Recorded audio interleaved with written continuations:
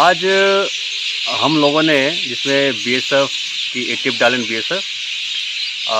BSF की DCG team और साथ में डीआरआई की टीम ने एक बहुत ही बड़ी उपलब्धि हासिल की है, जिसमें हिंटरलैंड से हमने जॉइंट ऑपरेशन करके लगभग 2,07,75,000 का गांजा हमने सीज किया है।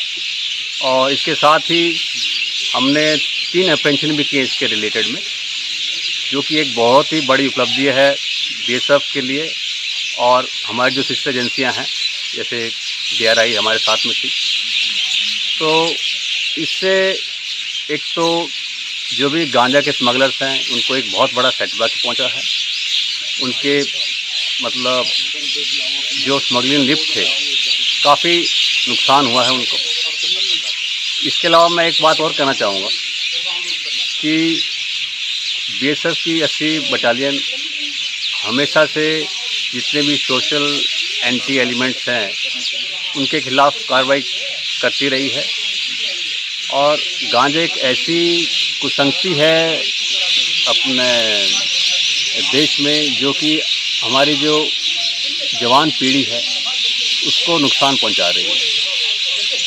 तो इसमें डीआरआई और बाकी एजेंसियाँ और बीएसएफ के साथ मिलके इसको मुक्त करने में पूरा सहयोग देती हैं।